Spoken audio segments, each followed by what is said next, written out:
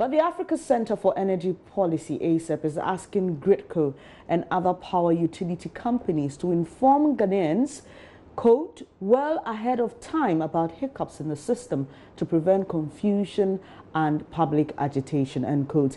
The think tank said this in a statement reacting to recent power outages in the capital and other parts of the country. I'll be bringing you details of that statement shortly, but we've also received a statement from the Ghana Grid Company Limited, and it's dated today, and the company is trying to explain what has caused what we see now.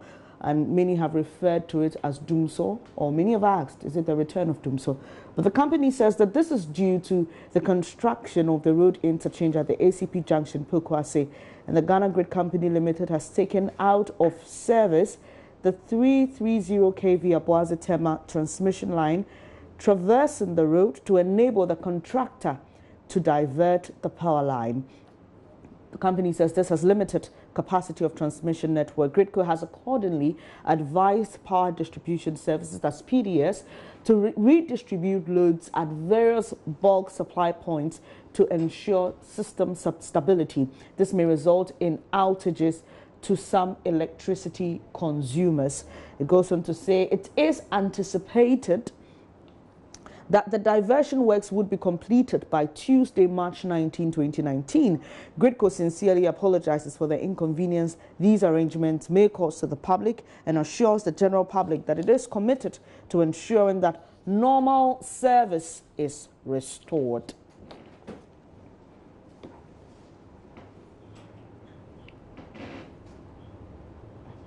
So back to the ACEP statement, they make some recommendations. Let me just take you through them briefly. Apart from asking GRIDCo and other power utility providers to inform Ghanaians ahead of any hiccups in the system, it's also saying that it is important that GRIDCo continues to invest in high-capacity transmission lines to create sufficient redundancies to avoid overload of transmission lines to the point of tripping. Now, to achieve this, ACEP says GRIDCo must have a strong financial base. This means that PDS and NETCO and all players within the power value chain must pay the full cost of power they take from their suppliers. Particularly, efficiency on the part of PDS and NETCO is also required to address technical and commercial losses along the distribution chain.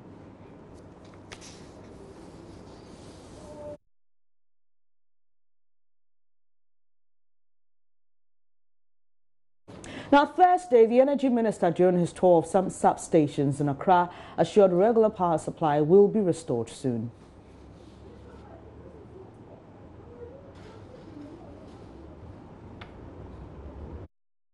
Towers, one of the best towers so far, I've been told.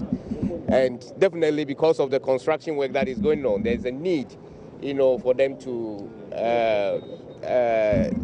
halt the transmission of power, let me use that word, for this period. And so these are some of the problems, that they are facing. But you can see the progress of work, and I'm thinking my expectation is that it's going to be completed within about 5 days. About 5 days, yeah. But we put in measures to minimize the impact.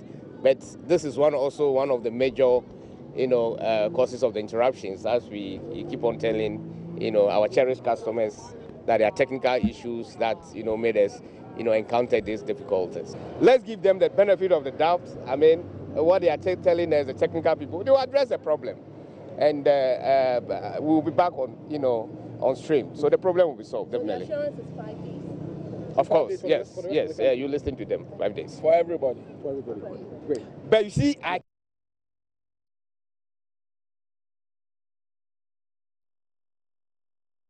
Do follow us on our social media platforms. If you do have power issues in your area, let us know what it is and what your concerns are with how this has been handled so far.